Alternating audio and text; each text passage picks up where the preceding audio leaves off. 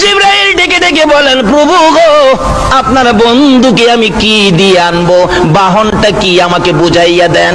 আমার আল্লাহ বলেন, জিবরাইল রে, জান্নাতের ভিতরে যাইয়া দেখ, আমার বন্ধুকে আনার জন্য 40,000 বুরাক বানায় রাখছি। কয় হাজার? আল্লাহ বলেন, জিবরাইল রে, 40,000 বুরাক। জিবরাইল প্রশ্ন রাখেন, প্রভু গো, 40,000 বুরাক কবে বানাইলেন? আমার আল্লাহ বলেন, 80,000 বছর আগে বানাইয়া রাখছি। জিবরাইল, 40,000 বুরাক 80,000 বছর আগে বানাইলাম। এখানে প্রশ্ন আসতে পারে, হুজুর 40,000 বুরাক 80,000 বছর আগে বানানোর দরকারটা কি? একটা বুরাক আগের দিন বানাইলেই হইতো। আচ্ছা, বাস্তবে আসুন, আমার এই সফরের, আল্লাহ বলেন, আমার বন্ধুর এই সফরের মূল কারণ হলো বন্ধুর ইজ্জত সম্মান আরো কি করে দেওয়া, 40,000। বাস্তবে আসুন, একজন মন্ত্রী আপনাদের এই মুরাদপুরে আসতেছে, এই জায়গাটার নাম কি? মুরাদনগর আসতেছে।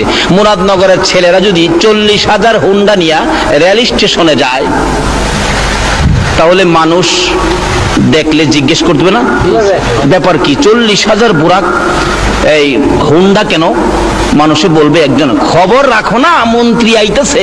আচ্ছা, বুরাক একটা নিলে দাম বেশি, এই হুন্ডা একটা গেলে দাম বেশি হবে না 40,000 গেলে দাম বেশি হবে?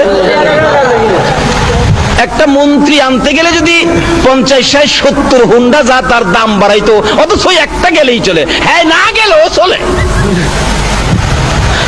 আমার আল্লাহ বলেন, মন্ত্রী আনবে 50 হুন্ডা গিয়া আমার বন্ধুরে আনার জন্য একটা হইলেই চলতো, বন্ধুর ইজ্জত সম্মান বাড়াইয়া দেওয়ার জন্য আমি 40,000 বানাইলাম।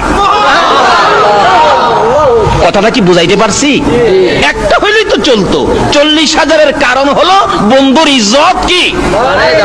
আপনি করতে কলিমুদ্দি আইছেন এই বন্ধুর ইজ্জত কমাইবার লাগিয়া, আল্লাহ যাকে বাড়াইবো আপনি কমাইতে পারবেন? বরঞ্চ আরো নিজে ওই কি আল্লাহ ইজ্জত দেয়নি। জিবরাইল খবর নিয়ে আসলেই বইলা দে, জিবরাইল আমার সালামটা আমার নবীরে দিস। জিবরাইল আইসেই বলতেন, ইয়া রাসূলুল্লাহ, আগে আল্লাহর সালাম গ্রহণ করুন, পরে আমি জিবরাইলের সালাম গ্রহণ করুন, এরপরে খবর শুনুন। জোরে জোরে কোন সুবহানাল্লাহ। আর কারো দরকার আছে?